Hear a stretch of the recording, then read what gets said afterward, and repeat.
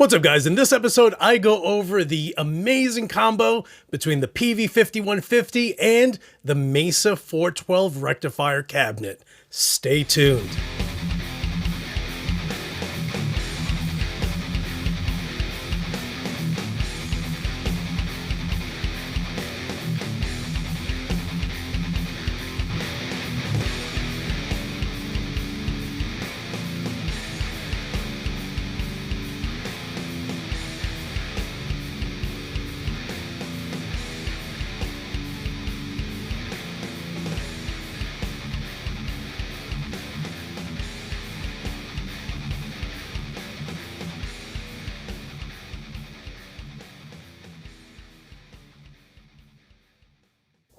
What is up, you guys? It's your boy Luis Torres, and yes, we're going to be running the Peavey 5150 out of my Mesa 412 cabinet, loaded with Celestion V30s, and using my SM57 mic in the lower left speaker, which is my favorite of the four, and it is just where the cone meets the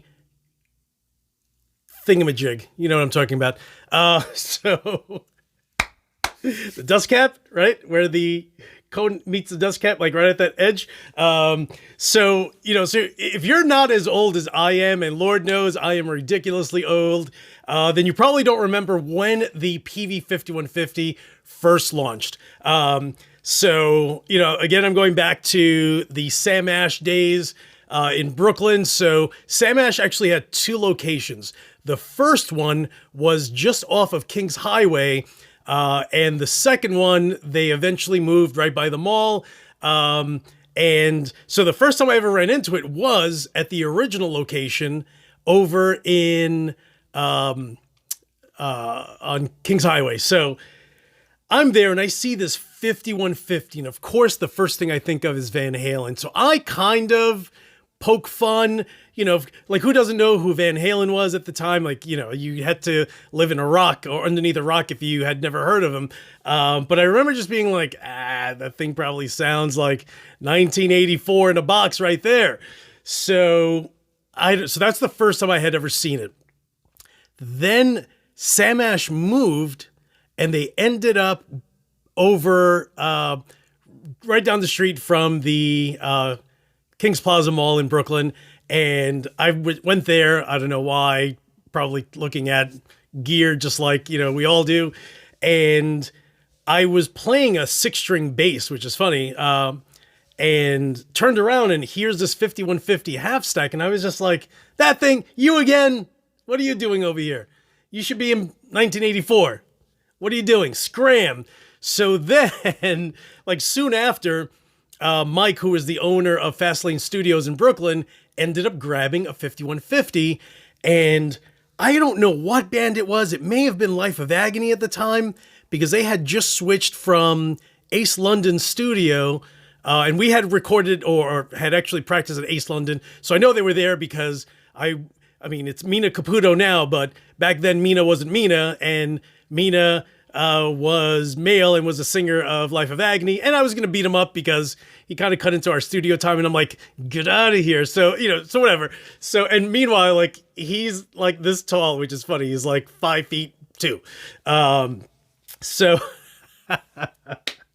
all right, so let's go back to Sam Ash. So, all right, so we're at Fastlane Studio, and I think it was Life of Agony that was playing before us, but they had, you can literally go to the front by Mike's, front little desk and literally pull out any head that he had there. And so I guess they had grabbed the 5150, and usually at the time I was using one of their Mesa rectifiers, and here's this 5150, and I was just like, well, how is it? And Mike was just like, oh, you haven't tried one yet? I'm like, no. He's like, oh, it's crazy, it's brutal. And I'm like, what are you talking about, bro? Are you fucking serious? And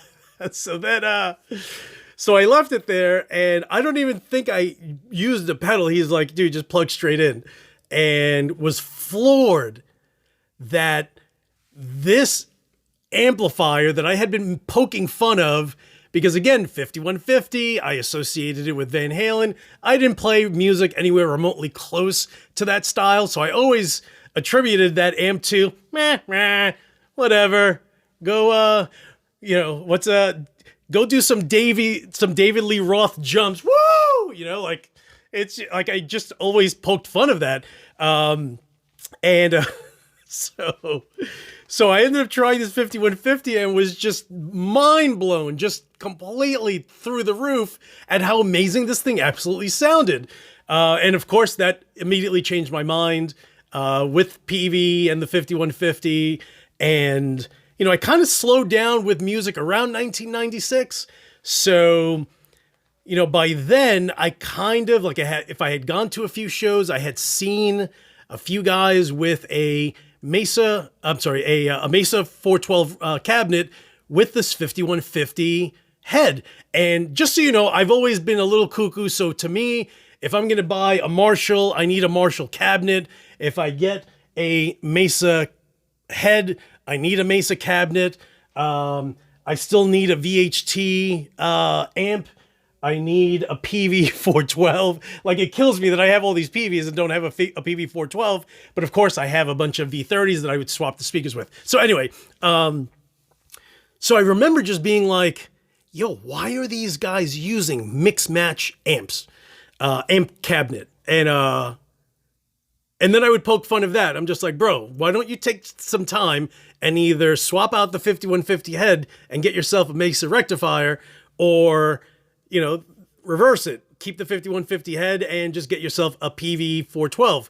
Little did I know that as I was phasing out in music, the entire music industry, heavy-wise, was just fixated on this 5150 with this Mesa combo. Once I started playing again in 2016, I remember trying to find my tone again and started with Marshall, settled on rectifiers, and then people were just like, dude, get a 5150 because it's going to be perfect with your Mesa 412. And I'm like, again, with that stupid combo from back, 20 years ago, where people were using 5150 head with, or amp, head with the Mesa 412 cabinet. And it wasn't until I picked up a 5150 at my local shop and instantly realized why that combo completely worked. And everyone has their, do I want to call it theory? We're not a bunch of engineers. We're a bunch of engineers more than anything else, where we just like what we like. We play what other people are, what they like, and we try to mimic what they have because they have a great tone. So why try to reinvent the wheel? So yeah, dude. So, if you have, let's call it, the unfortunate part is the fact that the Peavey 5150s are literally an arm and a leg, which is terrible, especially now considering that in hindsight, I should have gotten more Peaveys, because most of these I bought for between 400, most of them for 500, one for 525. The most was actually my recent 5150 EVH block letter, and that was 850, but that's just because, it's already been post Eddie's passing. But if you randomly come across a 5150, either the signature or the block letterhead, even the 6505s, like, dude, they're all absolutely brutal when you're pairing it specifically with the Mesa 412 cabinet. So I'm thinking V30s, of course, it's going to have that low end thump. At the same time, the construction of the Mesa cabinets are just bar none, dude. They're just the absolute, some of the best that's out there. As far as cabinets go, like, I can only compare Mesas to, other companies that are kind of boutique, let's call it Hesu, also Omega. Like, some of these companies just make absolutely beautiful cabinets. You have Arachnid, like, some of these cabinet makers are just absolutely incredible builders. They build them perfectly to spec. They use the right materials. And I feel like that's what Mesa did years ago, using birch and making sure that the plies are thick enough and it's not some cheap, layered, multi-layered 1/4-inch panels that are just glued one on top of the other. But I'm going to go ahead and just play for a little bit. I've been yapping for 9 minutes. you know, I'm a yapper. I'm a yapper. I'm a yapper. So I'm going to be using my, this is actually my Peavey 5150 signature, which is basically the same as the block letterhead. It just came with different tubes, but it's been 30 years since then. So tubes have already been replaced. It is what it is. That's coming out of my Mesa 412. And I will be using my 1991 ESP M2 Custom, which is loaded with a Seymour Duncan Nazgul in the bridge, right? Is that one? Okay, cool. Because the other one has something else in it. So let me just go swap this over.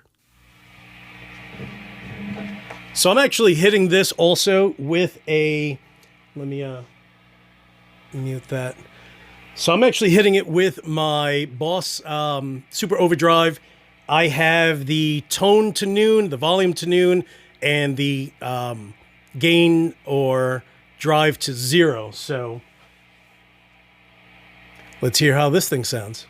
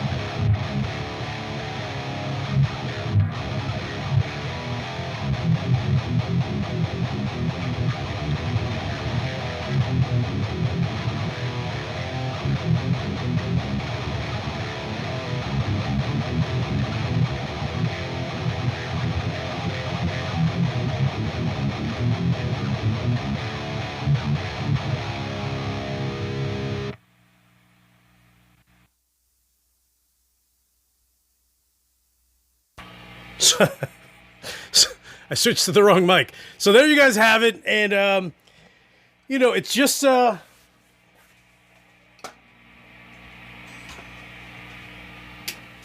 it's just kind of interesting how well that combo works. But then it's weird because then other amps sound better with other cabinets, like my EVH.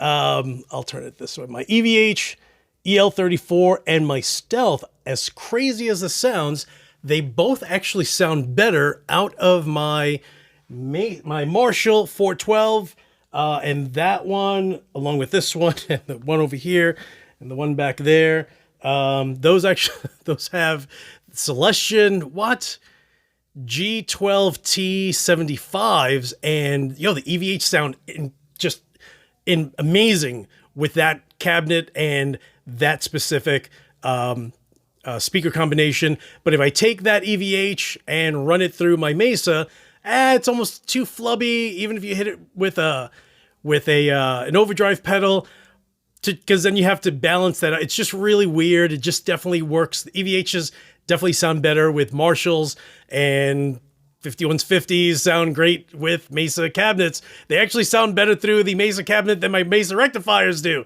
So it is what it is. Why don't you guys do me a favor and do everyone else a favor also?